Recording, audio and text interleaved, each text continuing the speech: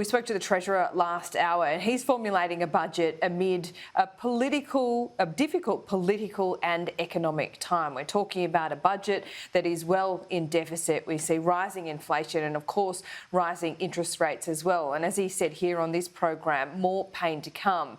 The big job summit you saw in this building last week is a step forward, and that will frame a lot of the policy coming. Joining me now is former Labor advisor and Council House Tom Cameron. Tom, good to see you here in Canberra. Labor promised a new politics. We started with the Job Summit. Some derided it as a talk fest, predetermined outcome, sure, but they are still a platform to get things done. Consensus politics isn't particularly new politics, though, is it? So where are they going? No, good morning, Laura. It's not necessarily new politics, but it's certainly very refreshing and it's very constructive. So I think that the commentary and the kind of observations that have been made by many since the summit, I think, are spot on in the sense that it's just such a breath of fresh air to see a new government undertake their kind of policy thinking and setting an agenda for the years ahead in a manner that's really kind of consensus driven and about finding where we can agree, not disagree. But it is true to say that is that new politics, which is something that the PM spoke about a lot during the campaign, and I think the reality of the election outcome where you basically saw the electorate split into a third, with like the major parties taking two-thirds and then the others, be they from the left or right of the spectrum, constituting the final third. They kind of what that tells us, the electoral arithmetic of that, is that people are looking for politics to be practised differently. So I think that where it becomes really interesting arising out of the summit and from here on, and you mentioned the budget, is somewhat what is the government going to do about creating an intellectual or a philosophical framework or kind of set of scaffolding that really sits around the ideas and the policy actions that occur from here on. It's really interesting to see where it's at the moment as well, because you've got 9 years, coming off the back of 9 years of a Conservative government in this country, and I feel that there is a honeymoon period for the Albanese government at the moment because it just feels different, because it is different. It's a different side of politics. But how patient is the electorate going to be?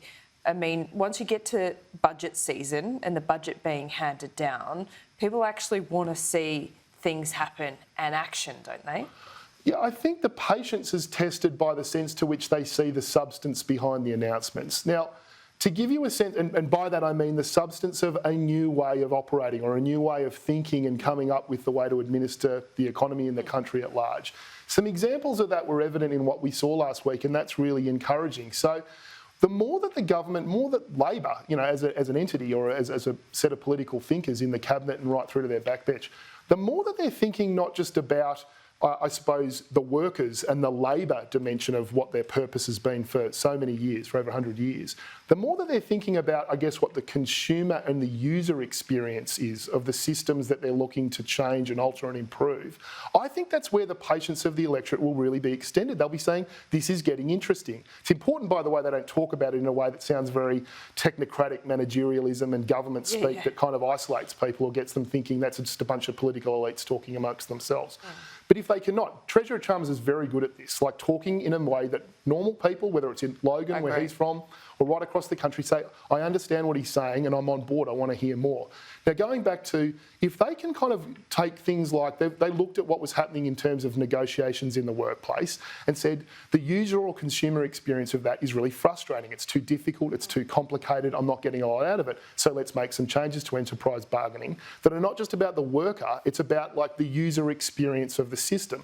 Similarly, in relation to the increasing the skilled migration cap that Home Affairs Minister Claire O'Neill and the PM made, it was accompanied by the fact that if we're going to increase the number of skilled migrants coming into the country, let's make sure we invest in social housing, because there's some consequences for the rest of us, the users of the economy or the users of the community that we're living in terms of what it means for infrastructure and housing supply. So these are the examples of some early thinking is very encouraging because it's sophisticated. It's got a philosophical weight to it that can carry you forward as you take these policies into the next stage. It does, but I can see that there might be challenges internally ahead and quite immediately. Jim Chalmers today sat in that very chair, said essentially there's going to be no more cash handouts to ease the cost of living. They're looking at productivity measures.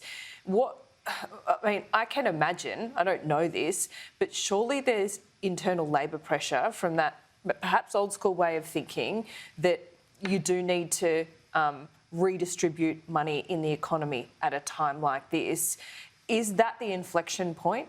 Do you know what I mean? So Jim Chalmers in this first budget, I think, is going to be fascinating. And I think it is his set of principles going forward for this first term and potentially a second term for Labor. You know, is he an economic conservative? And how does he get, you know, his people, traditional Labor people, through this tough time? Well, one of the strongest cards that Treasurer Chalmers plays as a political operator, as an entity, is he understands to his bones the importance of authenticity in politics. Now, one of the things about being authentic in politics is that people understand that you might say principles only really matter when they're inconvenient, when they're difficult to do, not when they're easy. Like, people really love what Labor's doing when, in relation to, say, The Voice or a number of other reforms that are progressive and capturing the kind of the zeitgeist of the new era. But they're also actually relatively convenient for a Labor government to do. The authenticity of when Chalmers talks about the need to make some really tough decisions about fiscal consolidation and balancing the budget, I think they're going to really work in the sense that it demonstrates to the electorate that the genuineness is real, because it's inconvenient, it's difficult. The other thing that's really important to think about, Mariana Mazzucato, who's a London School of Economics-based economist, has done some really important thinking that I know a number of members of the Cabinet have paid a lot of attention to, and her fundamental thesis is about the entrepreneurial state.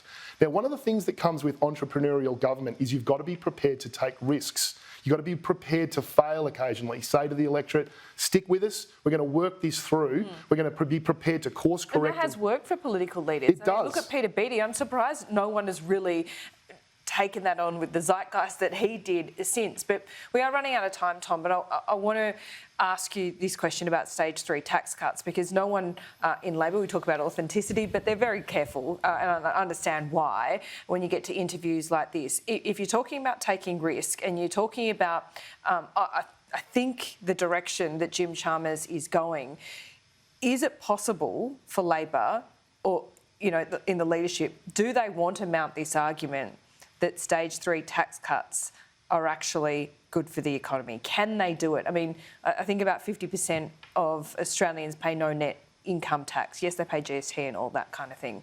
But letting this argument run that it just benefits the rich, I mean, I think maybe helps Labor at the moment, but perhaps not as overall as a society. Where does that go? It's tough. But I understand what you're saying, but the issue is... Not very articulately this morning, but you know what I'm saying. No, I do.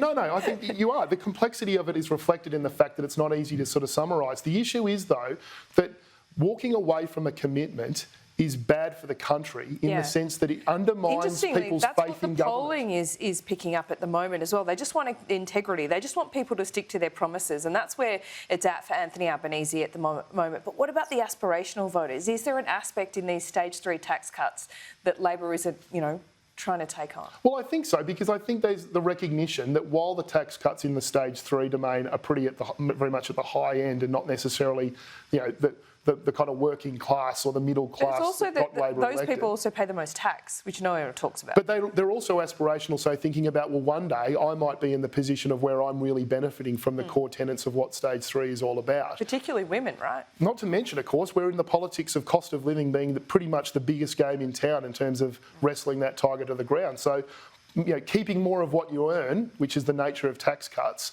is a pretty strong way of dealing with cost of living pressures. That's so right. I think that's a great argument. Well, I mean, I'm sure the Treasurer is making it, and we'll see more from it in his budget, which is not too far away. Well, they're reluctant to make it at the moment. I can see why, but look, we'll have to leave it there for today, but we will be discussing more of this Always good soon. to chat, Laura. Tom, thanks so much.